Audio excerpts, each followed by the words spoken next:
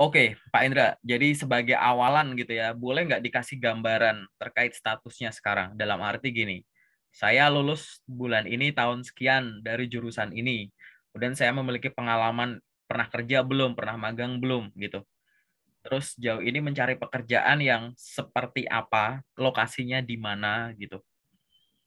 Terus habis itu baru ada pertanyaan, silahkan dimulai gitu. Saya perkenalkan, nama saya Muhammad Hendra Kurniawan, lulusan dari Politeknik Negeri Pontianak, jurusan D3 Teknik Mesin. Lulusnya tahun 2021.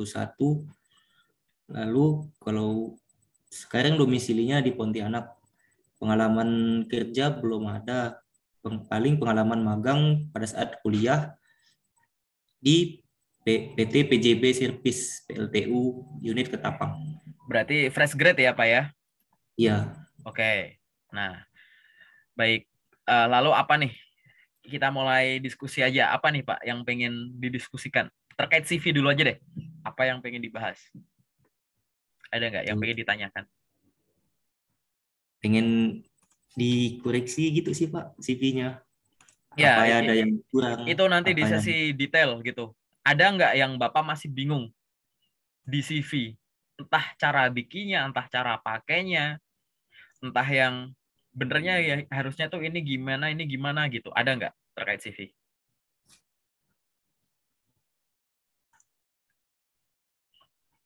terkait apa ya?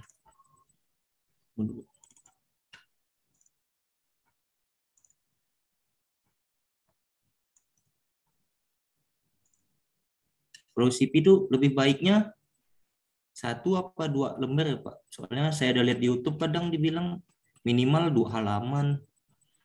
Oke, nah sekarang gini, dari apa yang sudah Bapak pelajari, yang Bapak yakini apa?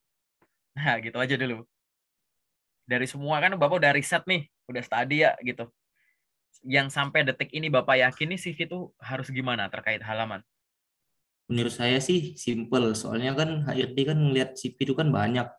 Jadi tidak perlu ngeliat sekilas dulu. Yang penting kalau menarik bagi HRD, mungkin CV-nya jadi di reviewnya itu sama Ya, HRD-nya. hubungannya sama halaman gimana? Haruskah satu halaman? Haruskah dua halaman? Haruskah tiga halaman? Apa yang Bapak yakini sekarang? Ini salah-salahan aja Pak, kita kan diskusi. Kalau menurut saya 1 halaman sih Pak. Soalnya kan jatuhnya masih itu ya, belum ada pengalaman, masih nol pengalaman, belum kerja gitu. Lagipun pengalaman paling pengalaman organisasi, pengalaman magang. Kalau kerja kan saya kan belum. Bagi yang fresh graduate sih, menurut saya seperti itu. Oke, sip. Baik, itu nggak salah ya gitu. Saya lewat kita diskusi aja. Jadi gini Pak, kalau ada yang bilang CV harus satu halaman, itu salah. CV harus dua halaman, itu salah. CV harus tiga halaman, itu salah. Bahasanya adalah CV itu boleh 1 sampai 3 halaman. Oke? Ya, Pak. Kenapa gitu? Artinya apa tadi? Artinya adalah dilarang membuat CV dengan mengejar halamannya. Oke? Bikin CV itu ya mengejar isinya, ya nggak sih Pak? Gitu. Seperti yang tadi Bapak bilang, bahwa yang akan dilirik adalah yang relevan, yang informatif gitu ya. Gitu. Intinya kan di situnya, ya kan? Gitu. Bukan ngejar halamannya. Kebalik nanti, apa akibatnya kalau kita ngejar halamannya? Takutnya ya kita terlalu berfokus sama halamannya sehingga satu ada informasi penting yang tidak ditulis hanya karena kita merasa sudah tidak cukup gitu. Atau nomor dua, ada informasi yang kita tulis kurang lengkap hanya karena kita merasa sudah tidak cukup gitu. Contoh yang paling real gimana efek paling buruknya? Kita ngomong yang terjelek dulu. Ada orang gitu ya, yang kalau bikin CV itu dia memang sejak awal tuh memang jago ngedesainnya gitu. Ya, sehingga dia semua info yang dia masukkan di satu halaman itu sudah cukup. Katakanlah ini si A, ya kan? Nah, ada namanya si B. Si B ini adalah orang dengan banyak pengalaman seperti si A. Cuman si B ini tidak jago ngedesain atau nulis dalam CV-nya inilah gitu. sehingga banyak informasi penting yang dia miss gitu. Jadi banyak informasi yang dia punya pengalaman tapi nggak ditulis karena udah nggak muat gitu. Habis itu ada si C. Si C ini orang yang fresh grade juga, katanya ini semua fresh grade ya. Yang memang sejak kuliah tuh ya cuma kuliah pulang aja, nggak ada kegiatan apapun. Jadi semua hal yang dia alami ditulis di CV, terlepas dia mau memperhatikan ngejar halaman apa enggak, ya satu halaman cukup gitu loh. Karena memang nggak ada pengalaman, jadi semua hal yang dia miliki ditulis cukup. Terkait si A ini, kita nggak usah bahas. Kita bahas si B sama si C aja, kita bandingin. Si B yang punya pengalaman banyak, ngejar halaman, sampai-sampai info yang penting tidak dimasukkan hanya karena ngejar satu halaman. Si C, orang tidak punya pengalaman, mau ngejar halaman apa enggak, satu halaman. Dokumen ini yang diajukan ke perusahaan yang sama, katakanlah. Kita memegang dua dokumen, seret gitu kan. Bentar, mau jadi nggak kelihatan. Kita ngeliat dua dokumen, akhirnya yang kelihatan apa? Mereka kan hampir setara, Pak. Ya nggak sih? Kan nggak mungkin kita ngelihat CV, ini kalau dia dari mukanya kayak wajah-wajah orang pinter nih, kayaknya dia ada pengalaman yang nggak ditulis deh. Kita nggak bakal nebak itu.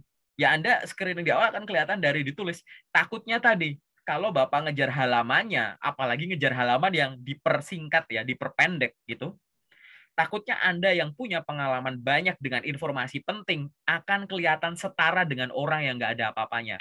Paham ya Pak ya? Gitu. Jadi kalau memang kebetulan bisa singkat tidak masalah, tapi kalau dipersingkat salah proses hati-hati. Yang artinya apa? Makin pendek halaman, kita harus berhati-hati. Gitu.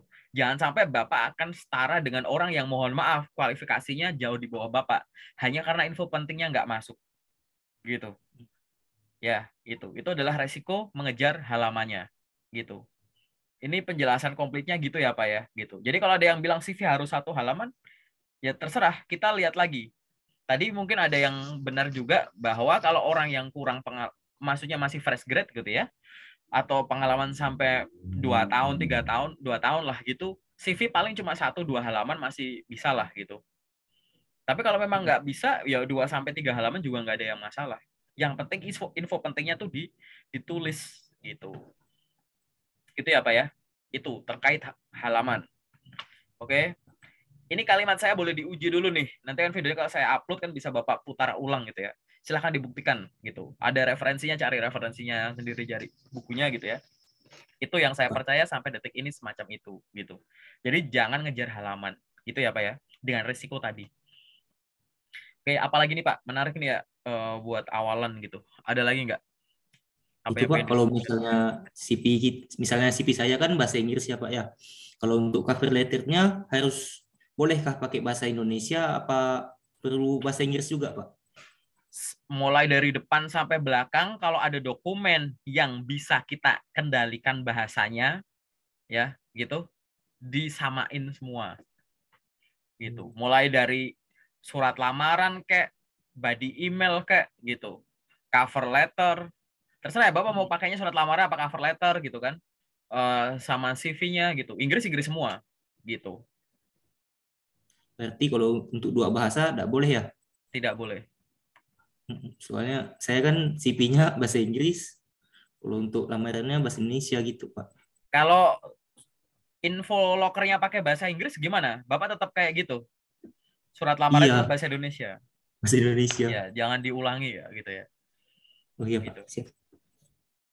Jadi yang namanya bahasa itu pertama disamakan dari depan sampai belakang. Kalau memang kebetulan kita punya ijazah, transkrip, SKCK yang cuma bahasa Indonesia gitu, ya sudah itu karena itu kan di luar kendali kita gitu kan. Tapi kan ada dokumen yang memang sejak awal bilingual. Tapi kan kalau memang ada yang gitu, itu kan bahasa-bahasa yang bisa kita kendalikan ya gitu. Kita gunakan bahasa yang sama. Kenapa saya bilang bahasa yang sama? Karena nggak selalu pakai bahasa Inggris kan gitu. Kali aja Bapak ngelamar lowongan kerja pakai bahasa Indonesia, CV bahasa Indonesia, postingan lokernya juga bahasa Indonesia, setelah di riset juga perusahaan lokal, bukan perusahaan yang global yang harus menggunakan bahasa Inggris gitu. Ya kenapa enggak gitu. Tapi yang penting kan sama gitu. Gitu sih. Soalnya saya berpikiran kalau misalnya CV bahasa Inggris itu kan ada juga yang bilang lebih menarik. Lagi pun ada pakai sistem ATS itu Pak. Katanya kan mau pakai bahasa Inggris, nggak kalau misalnya pakai bahasa Indonesia itu nggak kebaca seperti itu Pak. Ini Menurut saya. ada dua hal ya. Pertama terkait menarik enggaknya CV sama ATS friendly. Jadi gini, menarik enggaknya. Jadi gini, menarik atau enggaknya itu gini. CV itu akan kelihatan lebih menarik menggunakan bahasa asing. Karena secara nggak langsung Bapak itu menunjukkan kemampuan yang lain gitu loh. Saya nggak bilang bahasa Inggris ya, tapi bahasa asing. Bapak bisa bahasa Mandarin, tulis aja pakai bahasa Mandarin semua gitu. Sambil pamer bahwa saya juga menguasai bahasa Mandarin. Bapak nggak perlu nulis di CV memiliki kemampuan skill bahasa Mandarin, skill bahasa Jepang. Tulis aja pakai bahasa Jepang semua gitu. Itu udah pamer sejak awal. Makanya kelihatan lebih menarik gitu ya. Tapi bukan syarat lebih menarik ya, karena CV itu satu kesatuan, unsurnya banyak. Tidak ada satu unsur dominan gitu. Hanya karena desainnya bagus, isinya nggak ada artinya kan, ya nggak juga kan. Makanya kan faktornya kan saling terikat gitu. Jadi sifatnya bahasa asing kelihatan lebih menarik.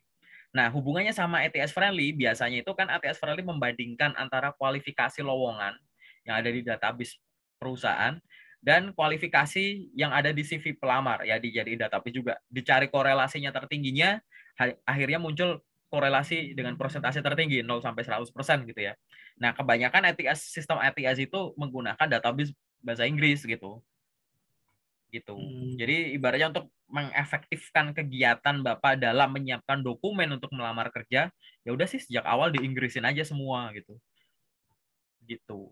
Jadi biar waktu Bapak tuh nggak tersita untuk edit kayak gitu. Kalau jujur sebetulnya bahasa Inggris saya masih kurang sih Pak. Nah, bahasa Inggris masih kurang tuh intinya ya dua ya Pak ya. Jadi yang pertama itu adalah ya belajar ya sambil menyesuaikan dengan lokernya gitu.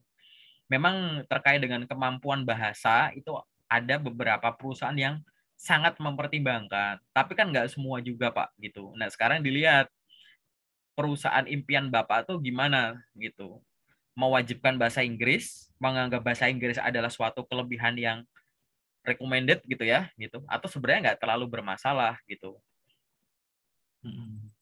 Jadi tetap harus jangan dihindari gitu, harus di ini aja sambil belajar gitu, sambil jalan lah gitu, itu bisa belajar sambil jalan gitu Pak.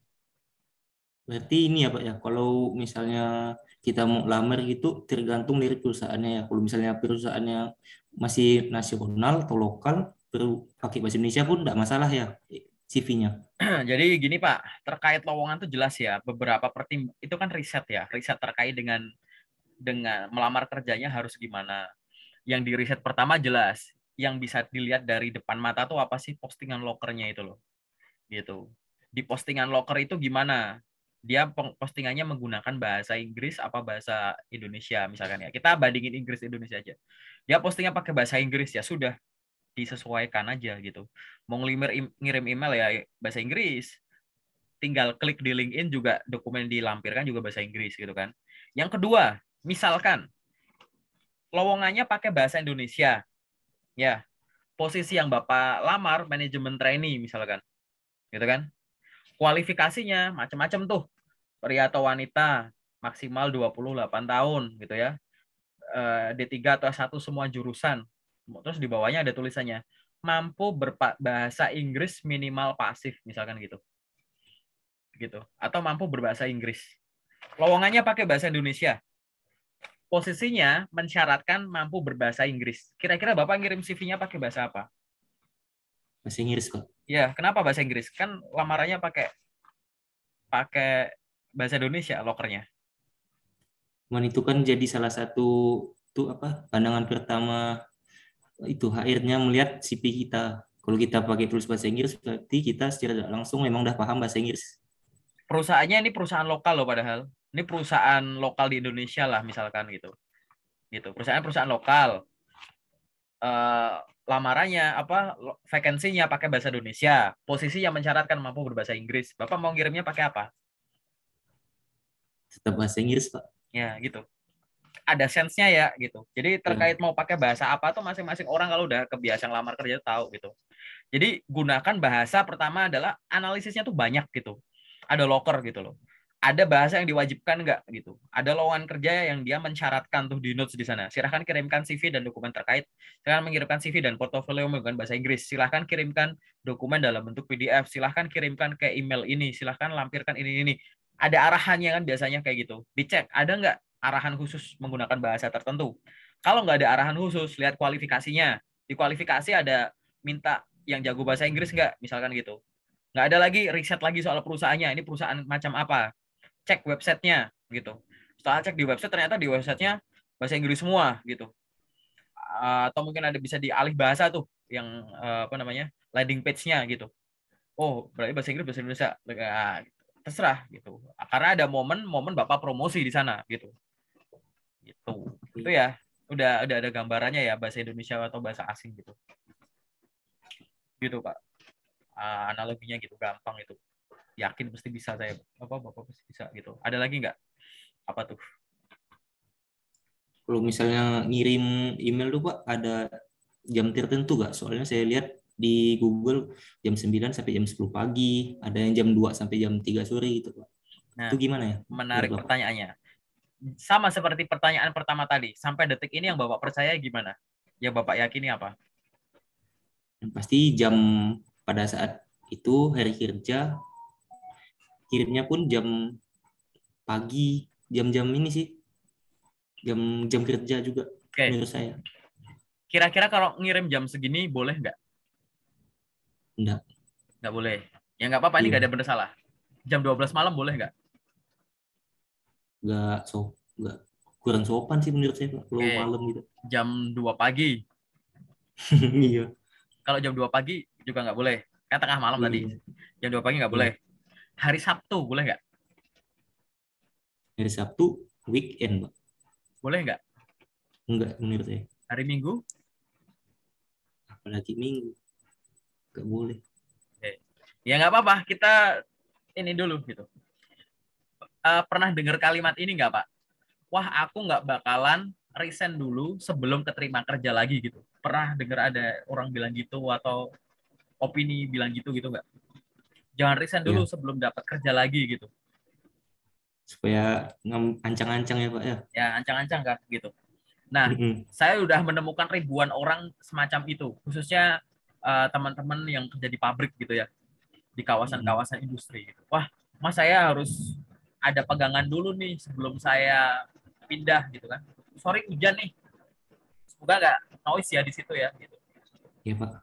Nah, deras banget lagi. Nah, akhirnya apa? Akhirnya tuh gini, ada orang ya, dia tuh masih kerja, pengen pindah kerja gitu ya mas ya. Tapi dia nggak mau riset dulu. Tapi kan dia masih kerja, di jam kerja dia masih kerja. Dia baru bisa pelamar kerja saat dia udah pulang ke rumah atau saat weekend. Ya nggak? Saya udah menemukan ribuan orang gitu. Tapi buktinya mereka tetap dapat kerja tuh. Gitu. Atau gini deh, Mas pernah Oke. nggak ada lowongan, dia pakai link gitu ya. Ada linknya, ada mungkin pakai Google Drive atau link kemana gitu ya. Misalkan postingnya hari Jumat sore deh. Jumat jam 5 sore. Baru diposting tuh. Terus Mas nunggu dulu tuh, tunggu hari Senin gitu. Biar bisa pas hari kerja, jam kerja gitu ya. Setelah Ya. Senin Mas buka, diklik, emailnya tuh udah bonceng gitu. Udah nggak nerima pesan lagi. Atau linknya udah expired gitu. Pernah nemuin gitu nggak? Belum Pak. Belum ya gitu. Saya Belum. kasih tahu ada itu. Atau misalkan ada lowongan kerja. Lowongan kerjanya, posternya tuh tanggal sekian sampai sekian. Panjang, sebulan katakanlah. Terus habis itu Mas nunda tuh.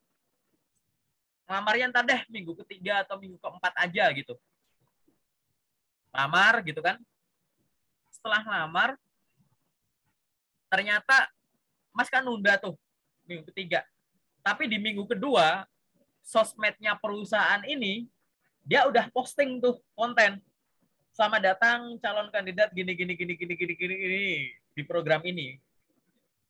Gimana? Padahal di poster lama, di poster dia tuh kayak durasinya panjang, tapi dia tiba-tiba udah nyambut gitu. Gitu. Hal semacam itu kalau Mas belum temui ya nggak apa-apa, saya cerita aja bahwa ada. Nah, sehingga apa? Yang Mas percaya tadi itu benar, tapi belum tepat gitu. Kalimat utamanya tuh gini, melamar kerja kapanpun itu baik, tapi di jam kerja lebih baik. Ingat ya, melamar kerja kapan saja itu baik, tapi di jam kerja itu lebih baik. Oke? Kenapa kok di jam kerja? Harapannya waktu kita ngirim ada orang yang bisa langsung follow up. Gitu kan? Ada yang bilang misalkan, Kak, tapi kalau apa namanya di luar jam kerja takutnya emailnya ketumpuk, nggak kelihatan. Ya apa jaminannya gitu? Kalau Mas ngirim di jam kerja nggak ketumpuk gitu. Mas tapi kan HRD kan standby-nya kan jam segitu. Emang apa jaminannya orang HRD dari Sabang sampai Merauke itu buka email cuma jam sekian? Apa jaminannya gitu? Beberapa perusahaan lama saya aja, HR-nya aja malam aja masih nongkrong buka laptop ngurusin kandidat. Sabtu aja masih interview gitu. Ya kan? Gitu. Nggak ada jaminannya gitu. Sehingga kalimatnya tadi gitu. Melamar kerja kapanpun itu baik, tapi di jam kerja lebih baik. Yang artinya pada saat jam kerja nih, pagi sampai sore itu, hari Senin sampai Jumat, intensitasnya tuh tinggi. Gitu. Tapi di luar itu, kalau memang ada yang potensial, ada yang bagus, kirim aja. Kenapa? Lebih cepat, lebih baik. Karena besok biar buat mikir yang besok gitu loh, Mas. Ya, gitu. Jadi artinya tuh bukan cuma di sini yang di luar diabaikan waktunya, ya enggak. Pagi sampai sore ini paling cuma sepertiga waktu. Ya kan? Gitu. Jadi terkait timing tadi ya. Kapanpun baik, tapi jam kerja lebih baik. Artinya intensitasnya ditambah, ditinggiin di jam kerja gitu. Nggak ada namanya jam sekian sampai jam sekian, sekian sampai sekian. Ya kalau mau dipercaya nggak masalah gitu. Dilakukan tetap bagus. Cuman saya mikirkan di luar jam kerjanya itu loh. Gitu. Ya kan? Karena akan ada bayaran bagi setiap penundaan, paham nggak? Gitu. Ingat ya, ada bayaran bagi setiap penundaan. Coba apa salahnya di jam kerja tetap ngelamar, malah juga ngelamar. Gitu.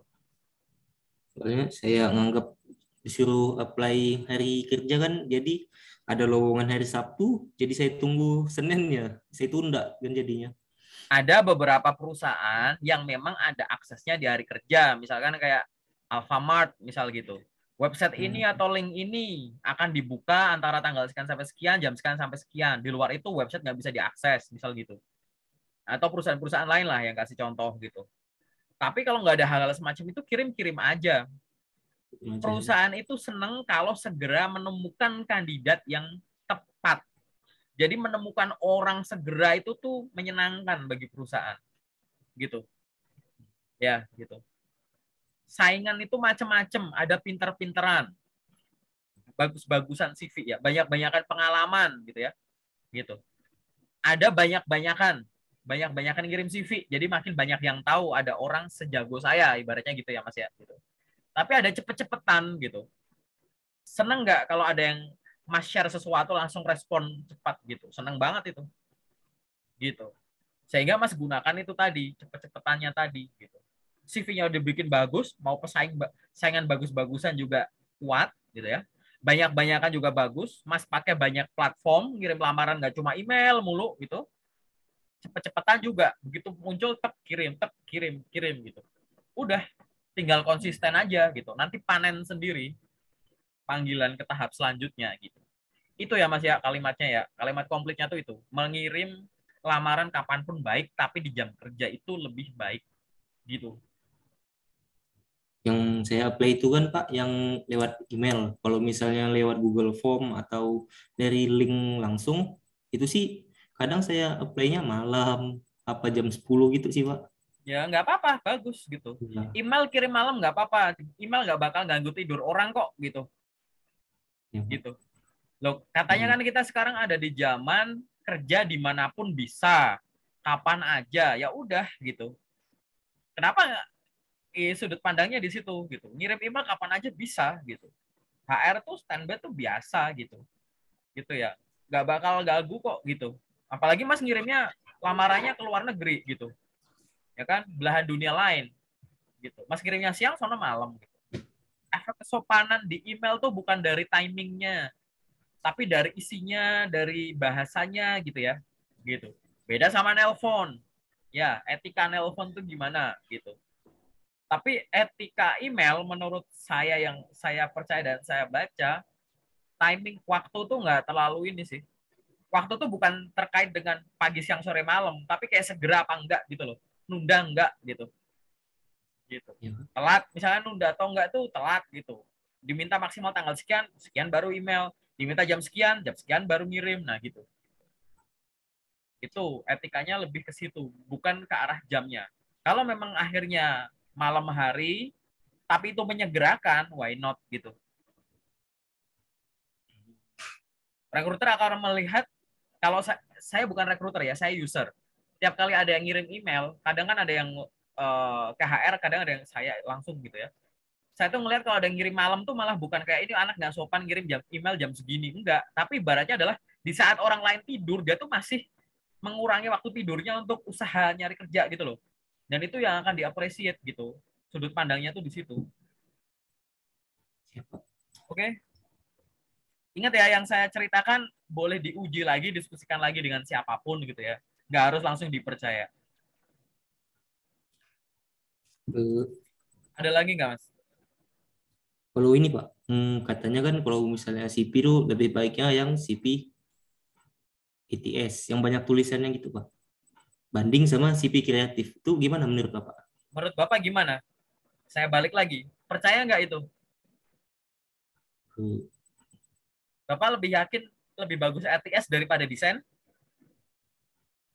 Menurut saya sama-sama bagus sih Pak. Soalnya teman saya tuh bikin dia CV desain. Kemarin dia cerita udah terima kerja Pak. Ya, oke, saya jawab ya. Anggap aja ini pertanyaan terakhir di sesi general ya, Pak ya. Gitu. Ya, Jadi lihat timing gitu ya. Jadi kayak gini, Pak. Benar bahwa namanya CV desain atau ETS friendly itu sama-sama bagus gitu. Tergantung strategi dalam melamar kerja. Kalau Bapak ya kebetulan memang bidangnya berhubungan dengan sesuatu yang sifatnya visual gitu ya. Yang sifatnya ada desain ini itu dan Bapak ingin menggambarkan karakternya Bapak melalui desain dari CV, terlebih CV-nya dikirimnya tuh langsung ke rekruter. Entah itu lewat email, Bapak ngirim langsung via WhatsApp-nya email apa WhatsApp-nya rekruter langsung gitu. Yang langsung ini loh Pak difilter pakai mata gitu. Nah, pakai desain nggak masalah. Tapi kalau Bapak mengirim menggunakan suatu platform atau media yang akhirnya jadi suatu database gitu loh, ditampung dulu gitu. Nah, sangat disarankan untuk menggunakan yang ATS friendly. Yang pakai CV design belum tentu tidak memiliki nilai ATS friendly. ATS friendly kan tadi ada nilainya ya, gitu. ya, Maksudnya dibikin desain ATS friendly itu adalah agar setiap kata, setiap karakter yang ditulis itu gampang untuk diekstrak dan dicocokkan dengan tadi kualifikasi database. Kalau misalkan pakai desain, desainnya ribet, fontnya nggak dikenal, bahasanya nggak dikenal, ada simbol-simbol aneh, karakter anon gitu ya, otomatis akan dianggap ya nggak ada yang korelasinya rendah, ini nggak cocok, nggak match gitu. Wah berarti nggak sesuai kualifikasi gitu. Sehingga untuk mengantisipasi itu gitu ya, silahkan pilih gunakan ATS friendly atau gunakan desain tapi nggak usah yang ribet banget gitu. Gitu. Kan desain juga niatnya menunjukkan karakter kita iya, tapi kan lebih banyak terkait dengan gimana si pembaca, mempermudah pembaca nggak, bikin lebih enak nggak, ya enak dilihat, enak untuk mencari setiap info, detail info yang ada terkait kita kan gitu, gitu. Ya, jadi jawaban singkatnya adalah sama-sama bagus tergantung Bapak strateginya gimana. Ada orang yang sama sekali sampai detik ini nih kita ngezoom nggak pernah pakai TS, terima gitu. Ada ya, jadi ada bilang kak aku kemana pakai ini apa TS friendly keterima banyak, saya percaya. Kak kemarin saya pakai desain keterima juga, saya percaya juga gitu. Sama-sama bagus gitu ya pak ya, gitu. Ada lagi nggak, Pak? Ada lagi nggak yang general? Nggak ada. Nggak ada ya, Pak ya? Oke, kita Ya. masuk ke yang spesifik ya.